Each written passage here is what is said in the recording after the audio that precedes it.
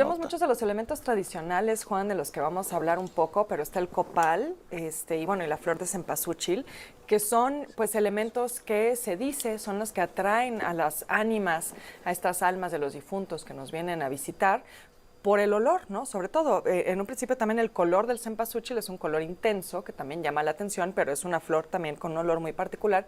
El copal, además de purificar, pues también tiene este olor. La sal, también un elemento de purificación. Y el agua, pues porque llegan sedientas las almas del inframundo. Así que vemos todos estos elementos aquí, así como las frutas de temporada, ¿no? Guayaba, naranja. Esto es algo que varía de región en región.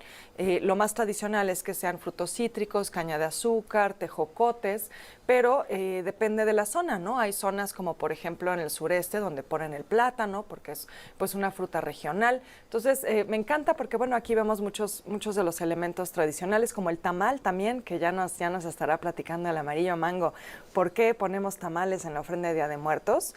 Y las ofrendas, fíjate Juan, que son muy interesantes si hablamos de su historia, porque habrá quienes nos digan que tienen un origen prehispánico y puede haber algo de cierto en esto porque pues efectivamente lo sabemos, era muy tradicional que en los entierros se hicieran ofrendas, sobre todo ofrendas a las deidades, había deidades de la muerte desde luego en las culturas prehispánicas, pero también ofrendas a los muertos donde se colocaban pues objetos de uso ritual, pero también había esta creencia que podían ser objetos que necesitaran en la otra vida.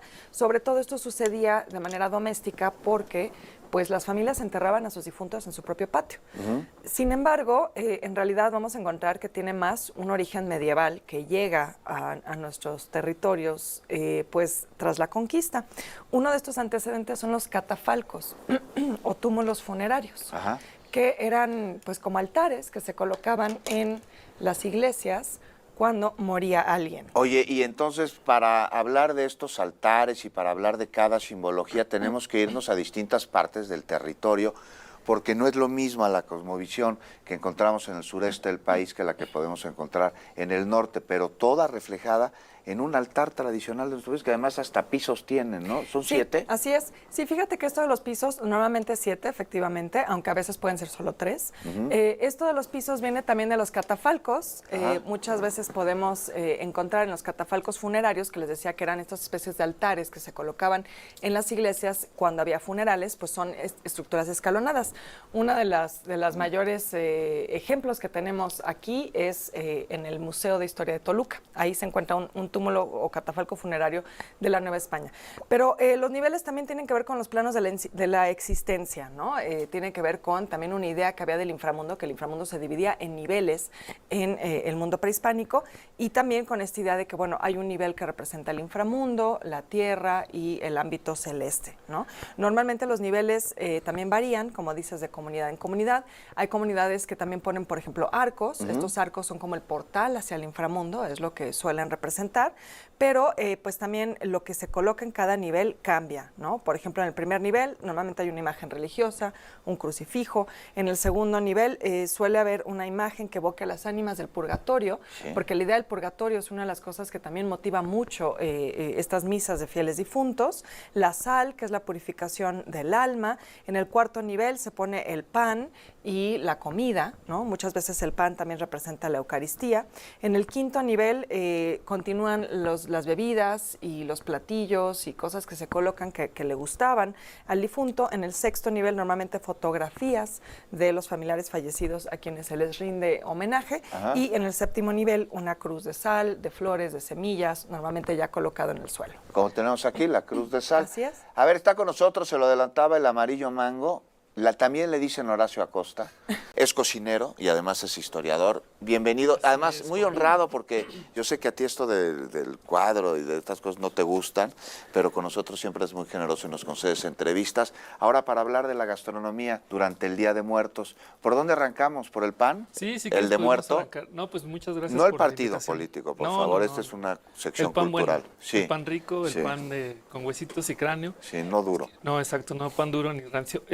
Fíjate que el pan de muerto está también muy relacionado con las calaveritas de azúcar, porque hubo un momento en que las reliquias de los santos, incluso hasta de Jesús, se traficaban mucho en la época antigua, en la Edad Media, y entonces empezaron a tomar importancia los huesos, el cráneo, todo el cuerpo, ¿no? Las reliquias, ¿no? Las reliquias, exacto. Sí, las atesoran, ahí te las encuentras en algunos templos Sí, sí, sí. de santitos y de... Sí, así como cuando la mamá guardaba el cordón umbilical y lo pegaba en un álbum, así en la iglesia. Ahora se guarda en un banco de células madre. Exacto. O sea, la tradición sí continúa, pero el sentido es distinto. Pero entonces el pan lo que representa justo es los huesos y la bolita más grande es el cráneo, Ajá. que viene de ese sincretismo, porque en unos pueblos llevaban los panes a bendecir y después se los comían, que también se relaciona como con la Eucaristía, con la hostia, Claro. que se transforma en el cuerpo de Cristo. Entonces también a partir de las reliquias el cráneo se va transformando y se convierte en una forma muy representativa a través de la técnica del alfeñique, Ajá. que es la creación del azúcar, que tiene esencia de azar, lo cual nos habla también de un pasado árabe ahí, porque llama mucho el olor del azar, de la naranja, Ajá. para atraer las almas.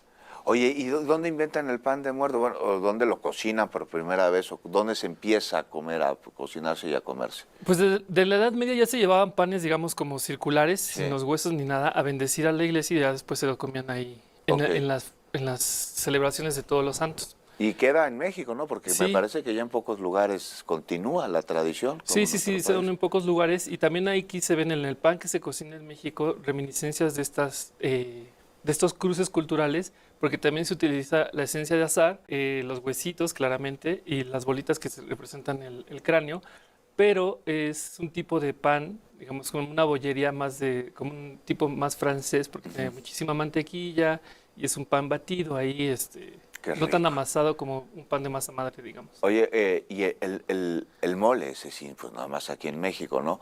Comemos mole, pero porque se los dejamos en la ofrenda a nuestros muertitos y nos comemos nosotros las sobras. ¿Cómo está? ¿Por qué es tradicional el mole en Día de Muertos en México? Pues es que también depende mucho de lo que le gustaba a los difuntos. Había gente que le gusta mucho el mole. Ujú. Bueno, a mí también me gusta, pero me gusta más el pipián.